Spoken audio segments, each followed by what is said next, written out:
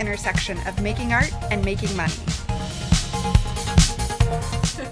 How do you find the time to tell the world about your work? You're busy making products, photographing, listening, hopefully shipping orders out.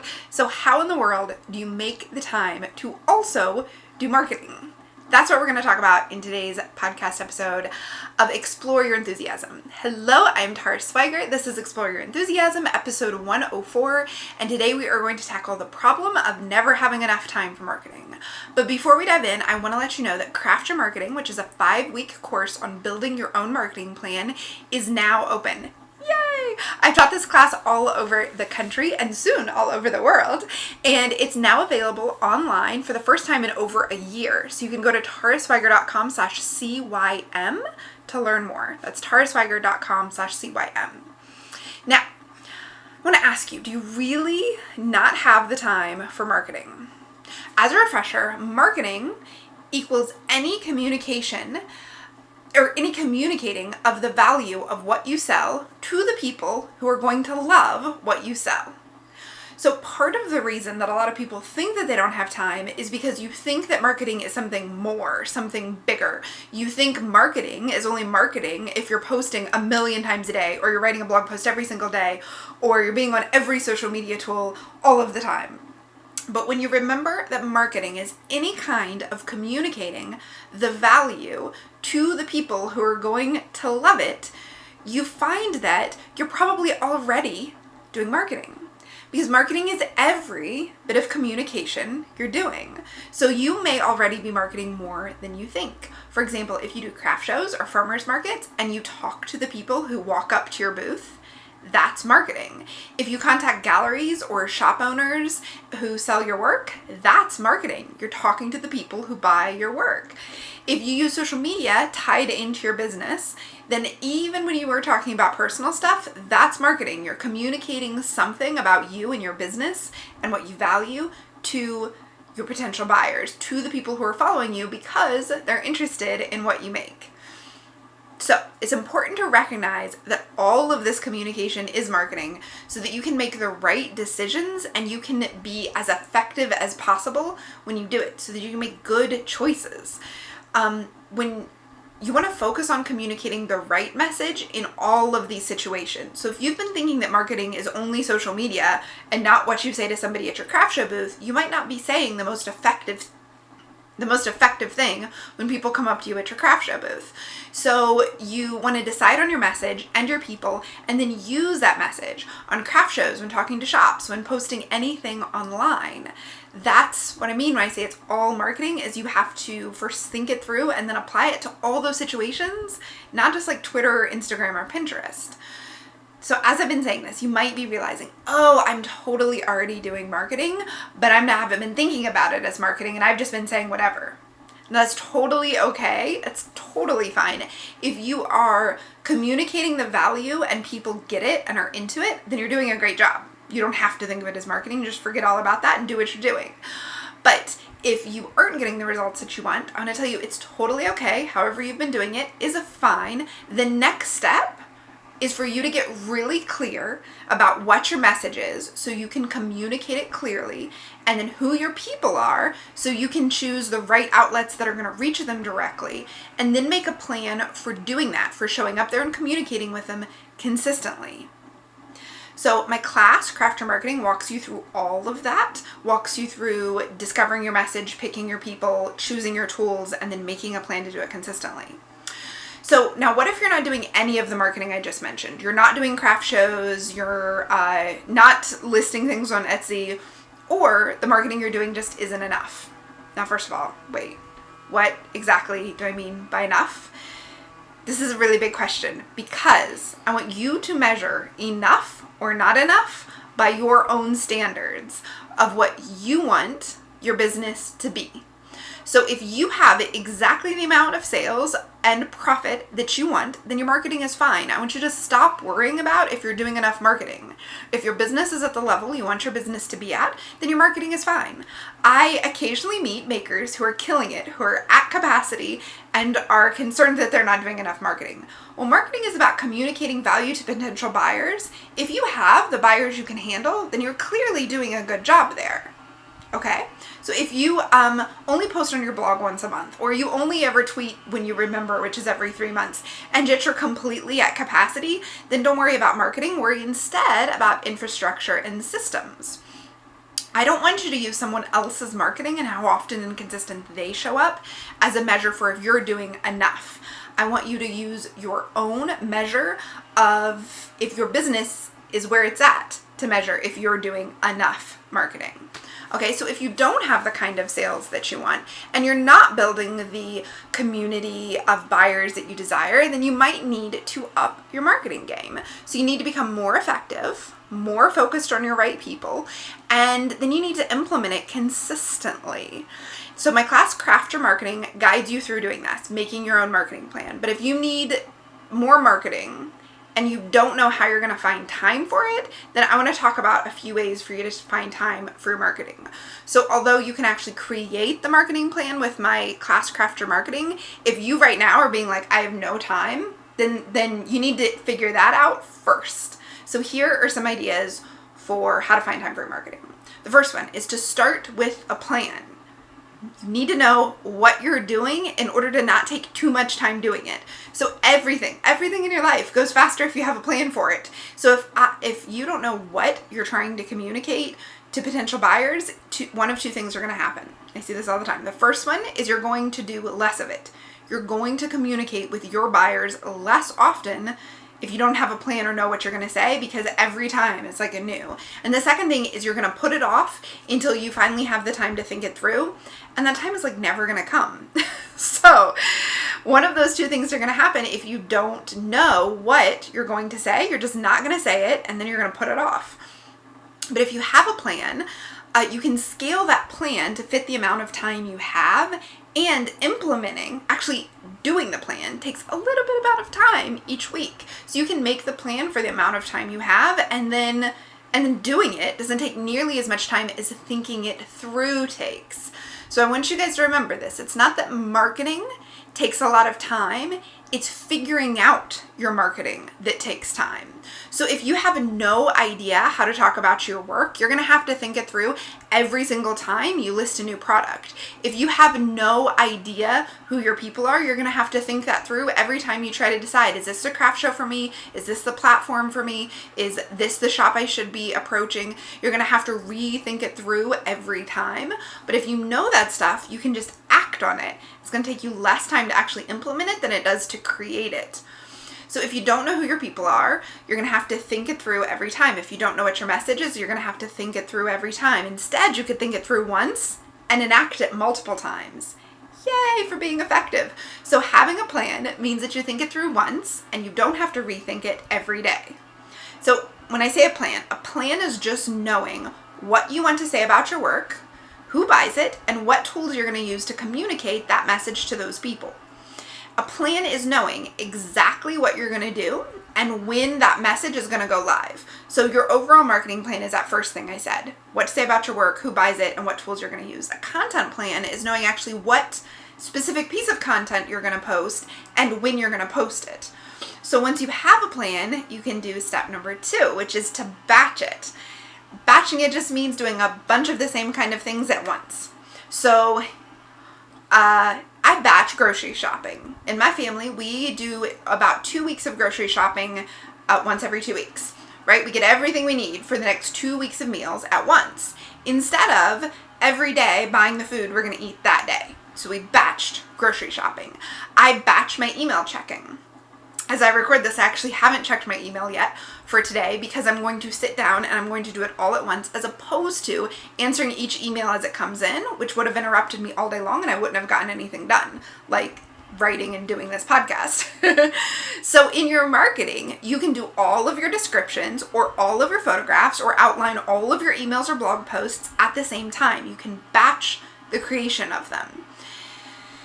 And in that way, you can get in the flow and you can tap into, so I think of this as like tapping into what my people need from me and then creating the things that are going to fill that. Or if you're writing product descriptions, you can tap into what your people love about it. Maybe you open up the most complimentary emails and reviews and you pull out the keywords, which we go over all this in Crafter Marketing, and then you actually write the description and you write multiples, or you write a template you can use each time for each description that you just change up a little bit.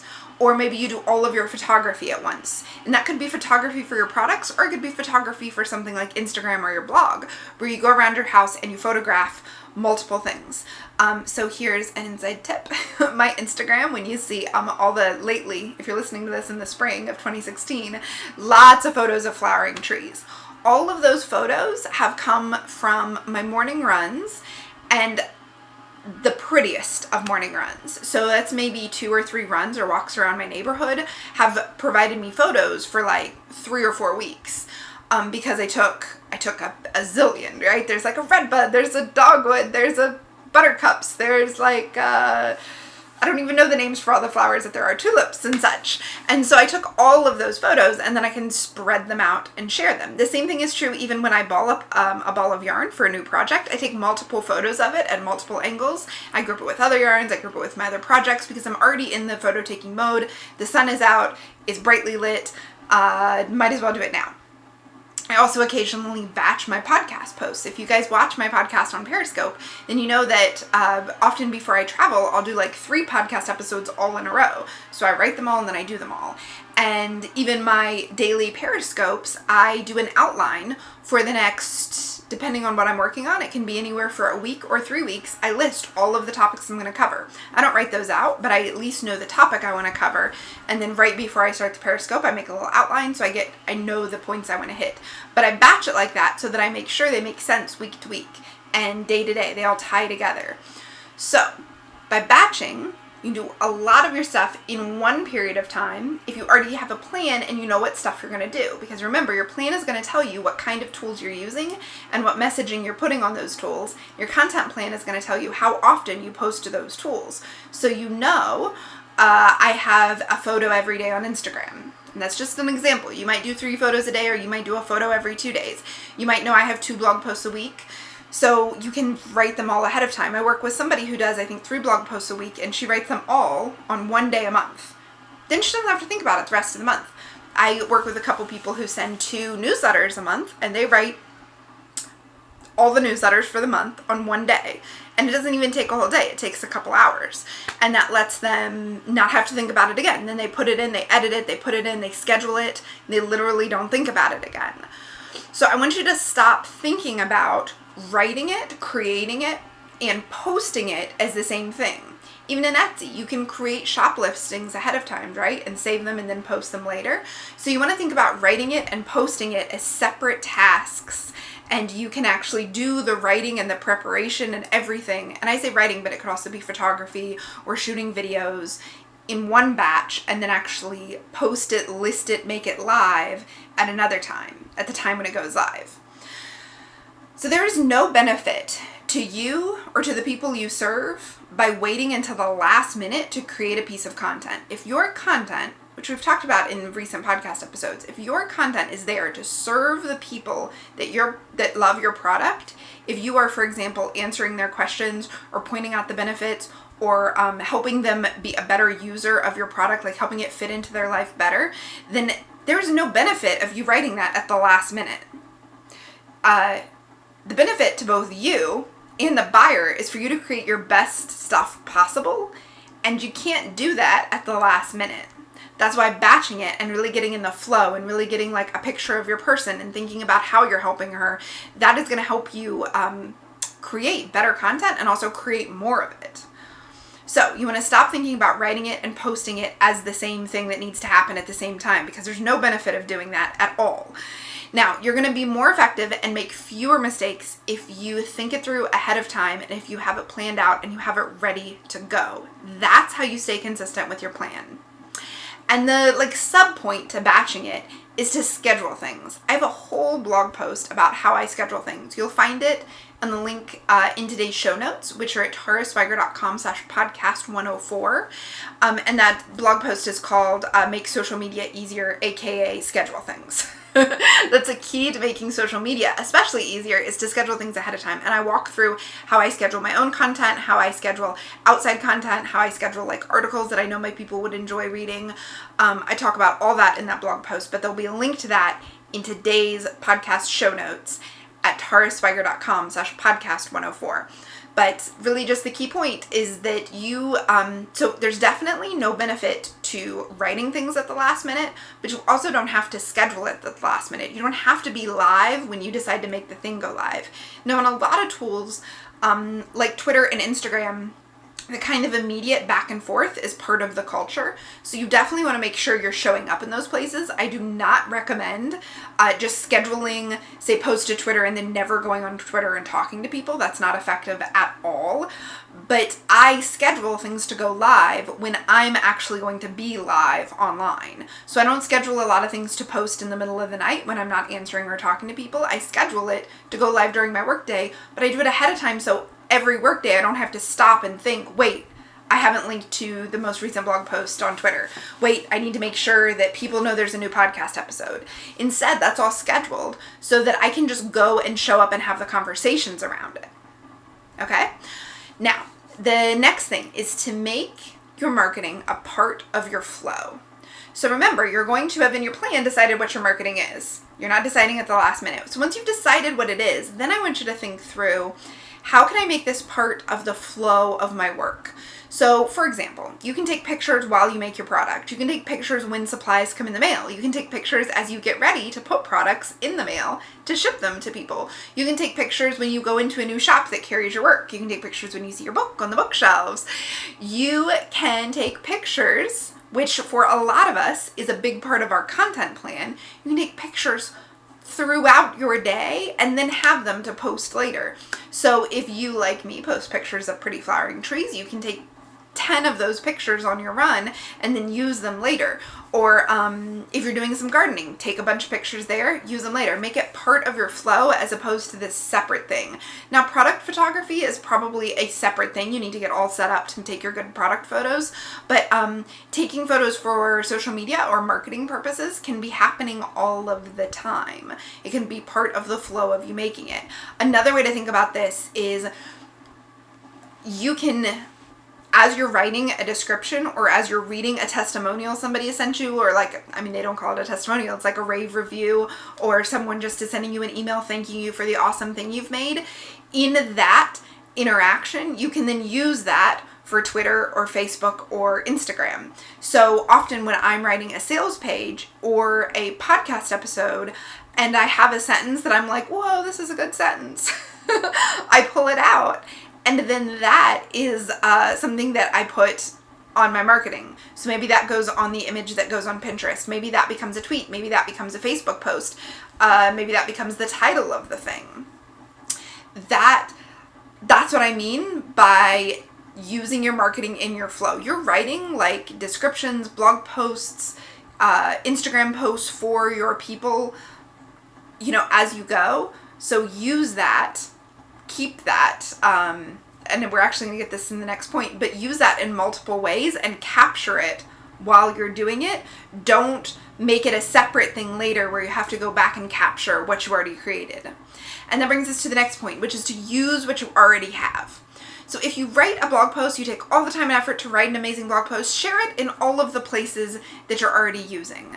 Think of each piece of marketing you create that provides value to your people as a new thing to market, as a new thing to share in all of the places. So you're not just going to Instagram about your products. You can also Instagram about your new blog posts or the giveaway you're doing to your email list or your opt-in on your email list. So instead of thinking about each social media tool just talking about your products, if you're also, as part of your marketing, creating good content that answers people's questions, and again, we talked about this in last week's episode, episode 103, how to stop feeling weird talking about your work.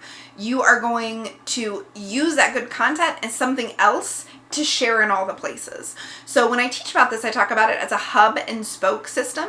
One main place is going to be your hub, and all your spokes are going to send people back to that hub. So if you're creating great content for your hub, you then want to make sure you spread it out to all your spokes. That is also going to keep all your spokes, like Twitter, Instagram, Facebook, from just being promotional about your product. It's also going to be providing value because you've created these good pieces of valuable content. So you can Instagram about your blog posts, about your email giveaways. You can blog about your Instagram photos or the discussions you're having with people on Facebook. And in this use what you have category are all of the private conversations you're having with customers. So when I teach Yarn Stores marketing, I always say turn a one-on-one interaction, which might happen for you, an online maker, via email or at a craft show. You can turn a one-on-one interaction into a one-to-many interaction by making it public, by answering that one question that one person asked. Answer that then to everyone. So answer that, and by the way, when I say a private conversation, I'm not saying you necessarily quote the other person or even mention the other person, but if somebody sends you a question that says, can I wash your handmade quilts?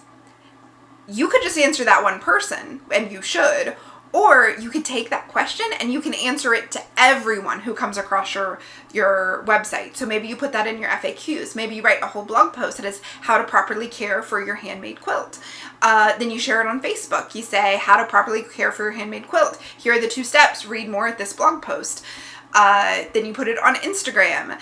A picture of the quilt. Do you know how to wash your handmade quilts? Go to the link in my profile to read the blog post. So you've not only using that one piece of content in all those places, but that content wasn't even private until you decided, or wasn't even public till you decided to make it public. So for something like a yarn shop, you have people coming in asking you questions all the time.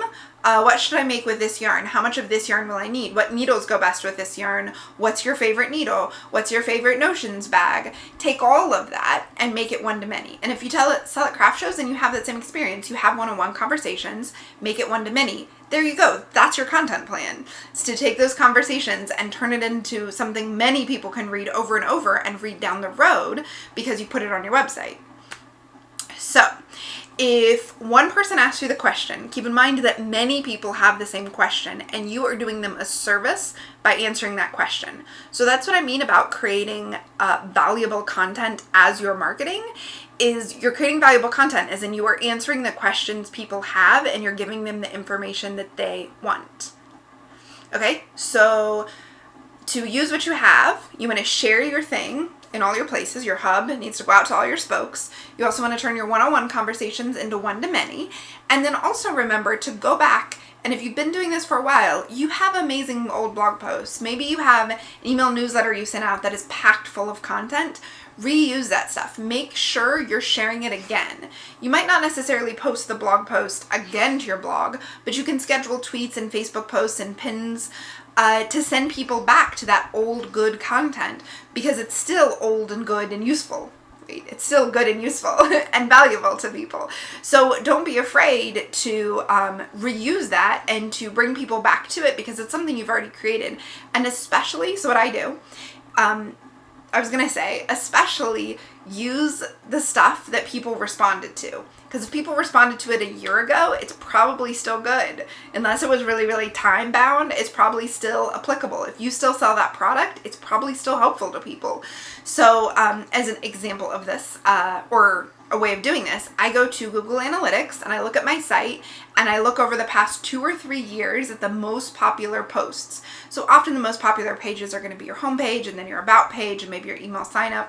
Once you dig through all that, what are the posts, the blog posts that were most popular? Okay, either talk about that again in a new way or schedule a new set of social media posts that are going to lead people back to it. Because nobody cares that it's old. It's only old to you. You hopefully have a whole new set of people who have never seen that. And so by sharing that again, you are introducing that good content to a whole bunch of new people. So you see, that takes super little amount of time. Tweeting something you created 2 years ago takes a lot less time than creating all new content again from scratch, or just revisiting a topic but from a slightly different angle. It takes a whole lot less time than creating something totally new from scratch. So I hope that these suggestions have helped you realize you do have time for marketing. As a quick kind of summary, you're going to start with a plan. You need to make a plan so that all you have to do is implement the plan. You're going to think once about these things, like how do you describe your work, who do you talk to, what tools you use. Think once and then apply it many times. Don't have to rethink it every day when you get ready to sit down to do marketing. Second thing is to batch it, and along with batch it, schedule it, and then make it part of your flow. Make it part of your normal workday flow, and then use what you already have. Use what you have from your normal workday. Use what you have that you've already created. Use what you have in your private conversations or your one-to-one conversations. Instead of starting totally from scratch, use what you have. So I hope that helped you realize you totally have time to share your work with the world. And if you want to build a business, you have to share your work with more people. If you want more sales, you need to do 2 things. One is communicate the value more clearly and more effectively than you're doing now, and you can always improve. And the second thing is to reach more people. And that comes from making your content very focused and very specific, and then knowing who those people are and going after them, showing up where they are. We cover all this in my new class, Craft Your Marketing. You can check it out at taraswiger.com/CYM.